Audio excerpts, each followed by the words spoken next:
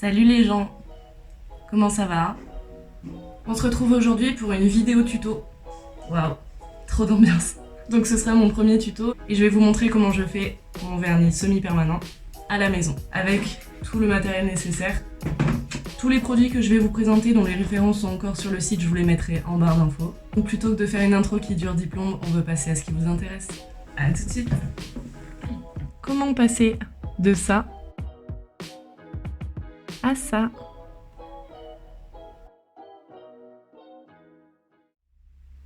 En général, ce que je fais, c'est que je fais en 2 étapes qu'on va appeler soin des ongles et application du vernis. Pour les soins des ongles, vous allez avoir besoin d'un bloc pour poncer, d'un ciseau ou d'un coupe-ongle, moi je préfère toujours un ciseau, d'un repousse cuticule, d'une lime évidemment, de carrés de cellulose.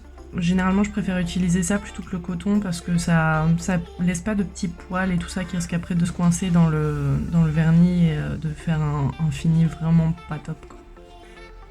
Et après on peut utiliser soit du dissolvant sans acétone, soit du dissolvant classique que du coup j'ai mis dans une bouteille comme ça, soit carrément un cleaner directement prévu à cet effet pour dégraisser l'ongle. Donc, mais bon, moi il m'en reste vraiment plus beaucoup. Donc je vais utiliser plutôt du dissolvant sans acétone. Surtout ce que je vous conseille de ne pas faire avant, c'est de vous laver les mains ou de mettre les mains dans l'eau. Généralement on peut conseiller après s'être limé les ongles, couper les ongles, etc. de passer les mains sous l'eau. Le problème c'est qu'après l'humidité reste en fait dans les couches de l'ongle. Et même si on sait bien sécher les ongles, bien sécher les doigts, il reste toujours un peu d'humidité qui en fait ressortira quand on aura fait notre vernis et qui va faire qu'il se décolle et le vernis va évidemment pas tenir. Pour la première étape, comme je disais, la toute première chose à faire, ça va être de couper et limer les ongles. Moi, je sais pas si je vais les couper, peut-être un petit peu, mais je pense que je vais seulement les limer, peut-être juste les pouces. Je vais faire une forme qui va être entre le stiletto, je crois que c'est ballerine le nom, c'est entre le stiletto et le carré. Donc les ongles partent en plus fin, mais pas pointus ni arrondis, ils finissent carrés. C'est la forme en fait avec les années où je me suis rendu compte que c'est celle qui m'allait le mieux, parce que j'ai des doigts un peu épais et voilà. Première étape, le limage. Donc je m'embête pas à limer que dans un sens parce que sinon j'y mets 4 heures. Moi ça m'a jamais abîmé les ongles. Après c'est vrai que si vous avez les ongles fragiles, peut-être éviter de faire ça.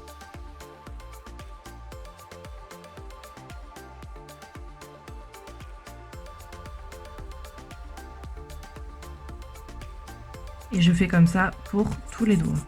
J'ai décidé de les garder longs mais je les garde pas toujours longs.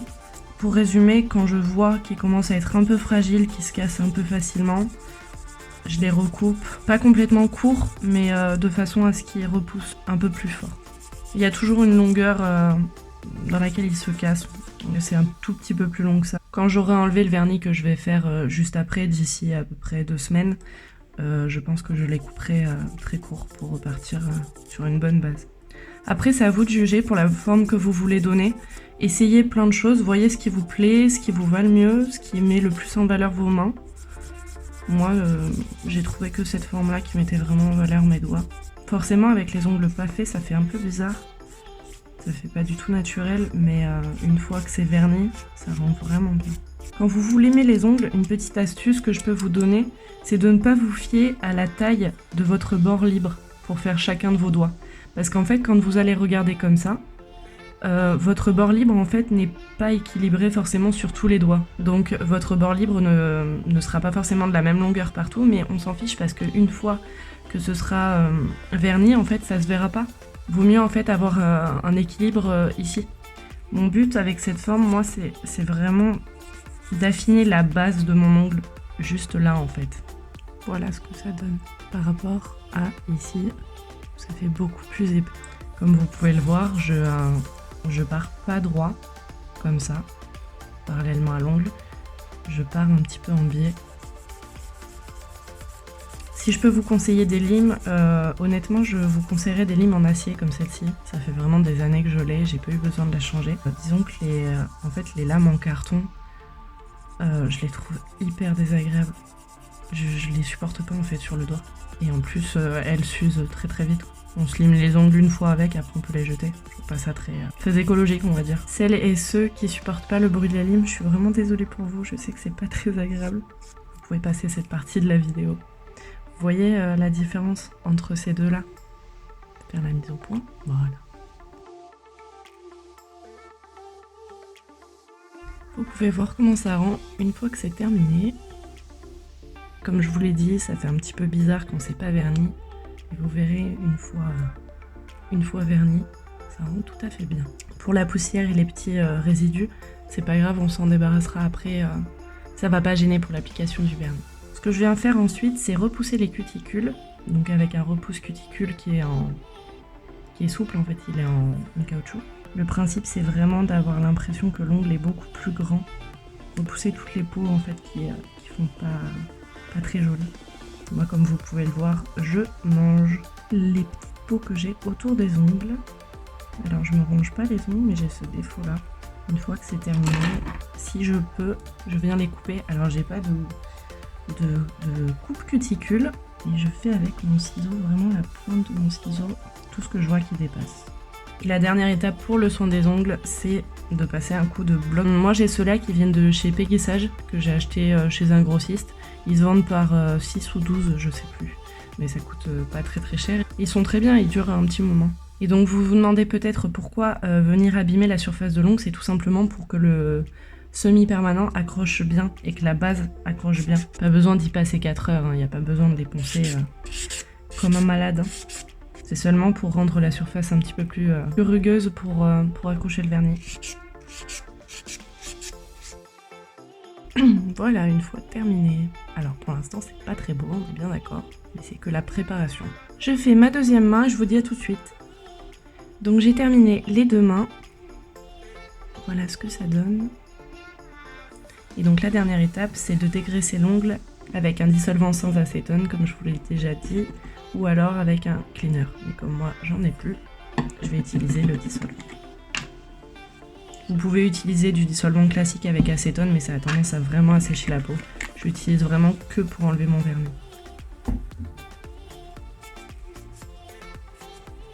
Et ça nous permet aussi d'enlever les petites poussières qu'on avait fait juste avant, les résidus, à cause du limage des ongles. Ça va servir à enlever tout ce qui est éventuellement gras sur les ongles et permettre au vernis d'adhérer beaucoup mieux. Donc première étape terminée, maintenant on va passer à l'étape un peu plus drôle, c'est-à-dire l'application du vernis. J'utilise cette lampe-ci que j'ai achetée sur Ongle24. D'ailleurs pratiquement tout ce que vous allez voir en matière de vernis semi-permanent, ça vient de ce site Ongle24. Comme ça par exemple, Bonnet de Luxe. C'est la marque d'Ongle24. Cette lampe, elle a pas de fond. Donc elle est quand même pratique, elle est très légère, elle se transporte facilement, elle a un détecteur de mouvement. Voilà. Mais elle a aussi des boutons, donc 30 secondes et 60 secondes. Donc on peut aussi bien la porter comme on peut la poser et passer la main. Et en fait, si vous voulez, les petits détecteurs sont ici. Elle fonctionne aussi bien pour le gel que pour le semi-permanent puisqu'elle est à LED. Pour le semi-permanent, il faut laisser 30 secondes.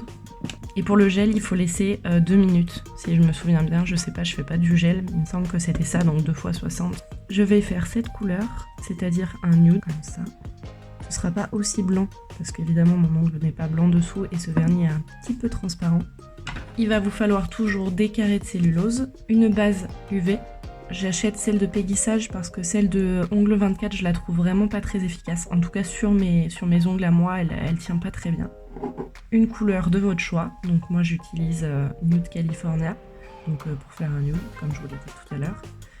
Ça vient de Ongle24, si la référence y est toujours sur le site, je vous mettrai le lien. Et évidemment un top coat qui sert aussi donc de base, et c'est cette base là que je trouve pas top. dissolvant sans acétone pour enlever la petite pellicule grasse à la fin. J'ai aussi un top coat de chez Ongles 24 qui n'a pas de fini gras et qui permet par exemple de faire les ongles miroirs avec les paillettes. Pour faire une manucure classique, je le trouve pas très efficace.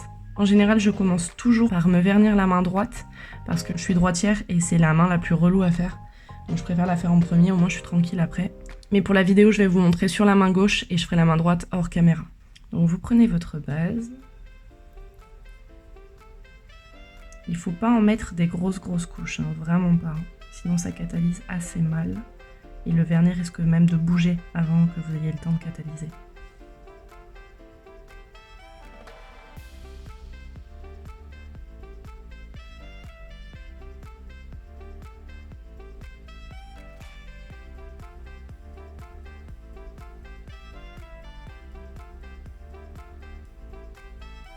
Je catalyse toujours tout de suite pour les pouces parce que sinon, quand je passe aux autres doigts, le vernis attend de couler sur le côté. Je catalyse pas 30 secondes, juste même une dizaine de secondes ça suffit.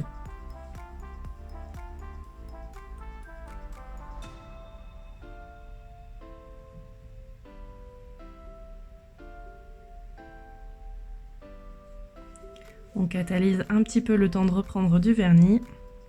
Juste quelques secondes, ça suffit. Et on fait tous les doigts de la même manière.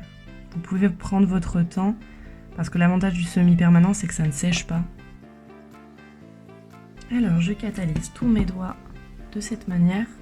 Donc, il faut toujours mettre la main un petit peu en décalé sur cette lampe. C'est le seul désavantage, c'est parce qu'elle est un peu petite. Et généralement, ce que je fais, c'est que je catalyse en 2 fois. Je catalyse une fois tous les doigts, pendant à peu près 30 secondes. Je laisse toujours un petit peu plus de 30 secondes. Je le fais 2 fois 30 secondes en général. Je sais pas, comme ça au moins je suis sûre. Et après en général, je catalyse de cette manière, comme ça je suis sûre d'avoir tous les doigts. Et je laisse encore 30 secondes. Voilà ce que ça donne. Alors surtout, on ne dégraisse pas maintenant. Il faut vraiment éviter de toucher ses ongles parce que sinon ça fait toujours des petites traces. Vous voyez, comme ça. Donc surtout, faites attention. Ensuite, on passe à la couleur et je vais mettre 2 couches. Donc pareil, toujours des couches assez fines. Vous allez voir, généralement les couleurs sont toujours un petit peu plus liquides que les bases.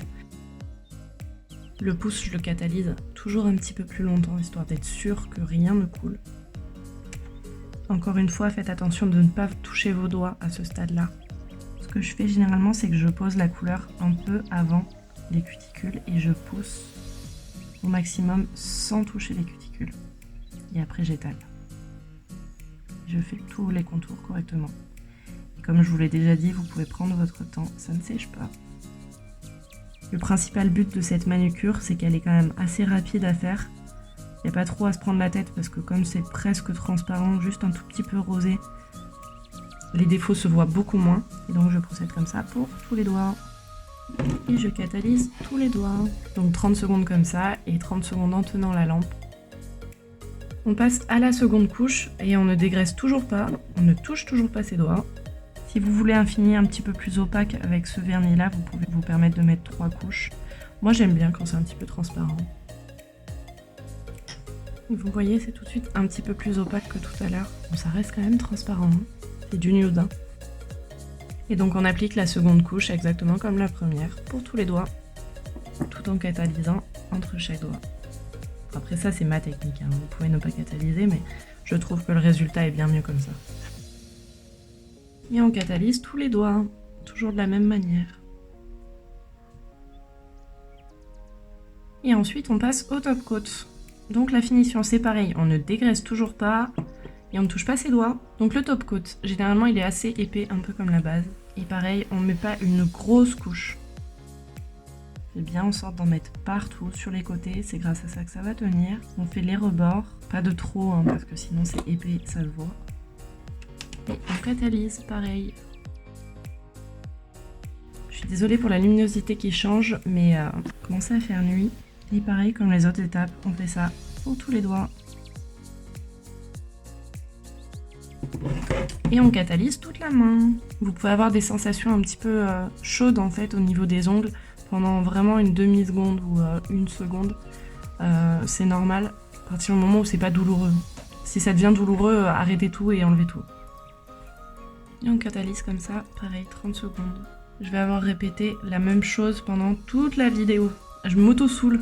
S'il y a des choses que j'ai pas dites, que j'ai oubliées dans la vidéo, n'hésitez pas à me les demander dans les commentaires. Et là, on peut dégraisser avec toujours le dissolvant sans acétone.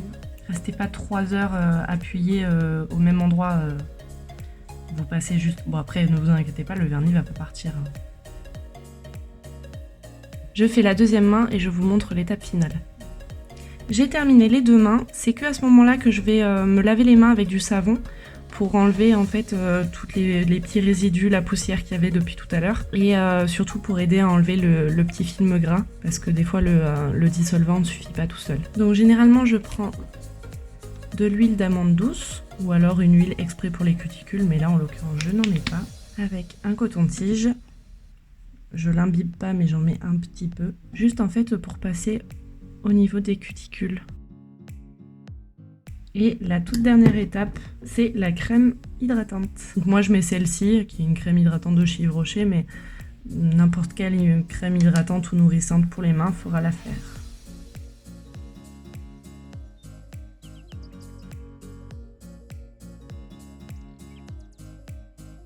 Et donc voici le résultat.